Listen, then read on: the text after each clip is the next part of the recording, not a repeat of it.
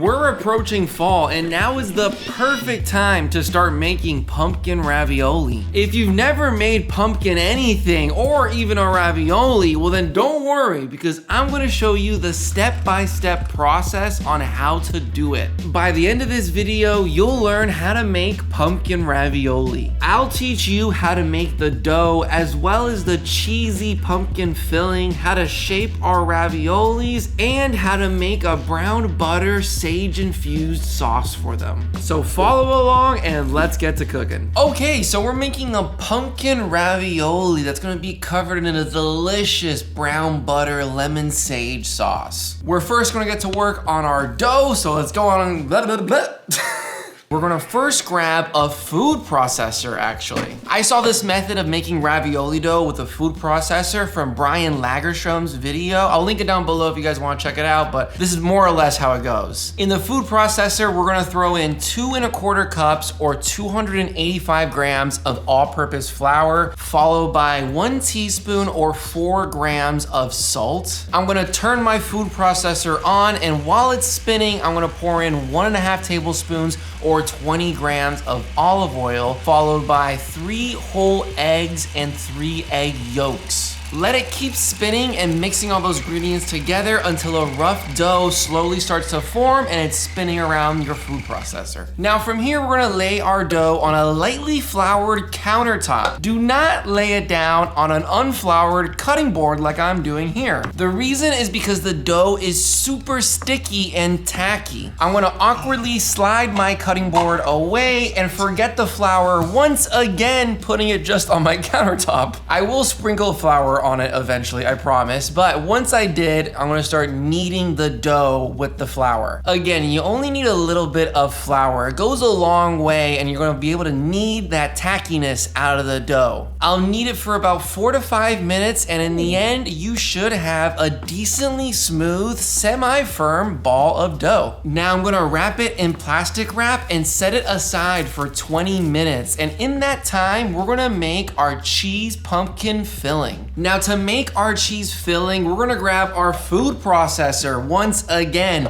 And the portions I use here kind of change on the fly, so we're gonna have Editor Xander voice over the proper amount of portions. Hey, Editor Xander here. So we're first gonna toss in 225 grams or 1 2/3 cup of fontina cheese that's been cubed, followed by 125 grams or 1.5 cups of Parmesan cheese that's been grated. Please use the real stuff. 185 grams or 3/4 of a cup of ricotta cheese, as well as 185 grams or another 3/4 of a cup of mascarpone cheese, 4 grams or 1 teaspoon of salt, the zest of 1 lemon, which to zest, you just get a microplane and zest the whole peel. And why do I look so mad right here? I don't know. Also, split the lemon in half and juice it, because we're gonna use that juice for something else later on. Next, we're gonna throw in 3 grams or 1 tablespoon of minced sage, which to mince, I'm gonna stack the leaves all on top of each other and then start slicing them down the whole leaf, and then give it a couple mincings through the whole thing. And lastly, we're gonna throw in 400 grams or 2 cups worth of pumpkin puree. Ignore the amount you see me putting in here because it wasn't enough and I ended up putting more later on. We're gonna close the lid and then turn our immersion blender on, making sure to fully incorporate all the cheeses and breaking them down to a nice,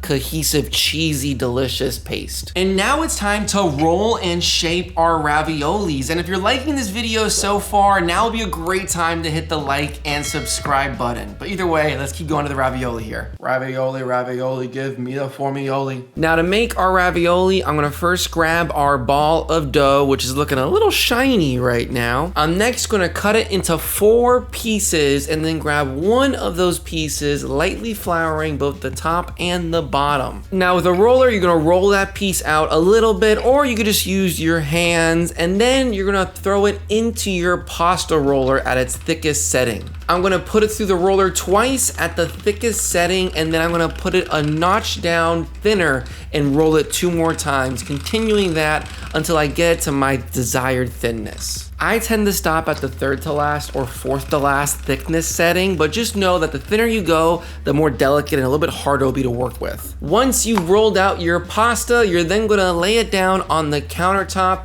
and then you're gonna grab your pumpkin cheese filling, placing a little dollop on your pasta with about an inch width of separation with each dollop. Once you filled up your pasta enough, you're then gonna fold over the edges, making sure they meet at the end, and then you're gonna push out any excess air that's in between your raviolis. You should see a rough outline of where we're going from here, but now I'm gonna grab a fork and then press and crimp the edges of our ravioli, fully sealing them. Now with a knife or a bench scraper, we're gonna start cutting out our raviolis from the big giant piece we just made.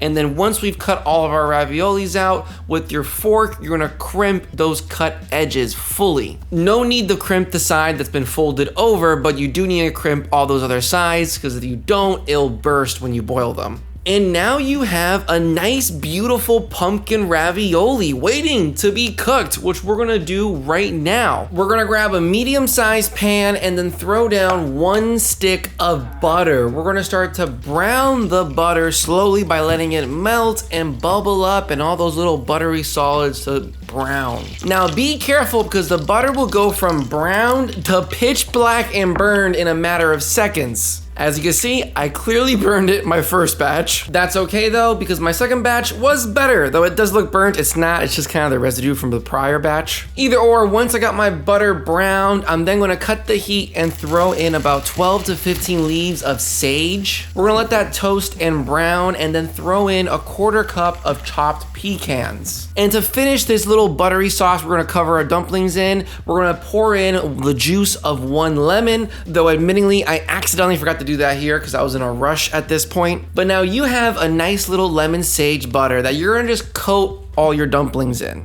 To cook the dumplings, we're gonna grab a pot of boiling water. We're gonna throw our dumplings in there and let them boil for about 30 seconds to a minute, minute and a half max. Because these are homemade dumplings, they cook a lot faster, and you'll know they're done when they start floating to the surface like they are here. Now I'm gonna use a strainer to get our dumplings, and then I'm gonna toss them in our brown butter sauce. I only want to quickly coat them on both sides with that brown butter lemon sage. So after giving each of them a quick flip in the sauce, I'm then going to throw them on a plate. And I'll also throw in a couple of those crispy sage leaves, as well as some of the minced pecans, and I'll throw in a little bit more fresh sage on top. And now you're done. You have an amazing lobster ravioli that you made from scratch that's covered in a delicious brown butter lemon sauce. Only thing left to do now is eat them, and apologies, I was in a rush, so the tasting was kind of quick. I need to leave because I'm running late, but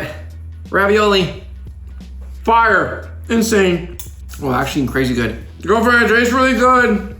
Really? Mm-hmm. It's the next day, I forgot to do the outro, but I hope you guys enjoyed this video. If you did, please hit the like and subscribe. If you want to see more pumpkin related videos, I'll be making a pumpkin playlist. I'll be linking it here. Thank you and have a wonderful rest of your day.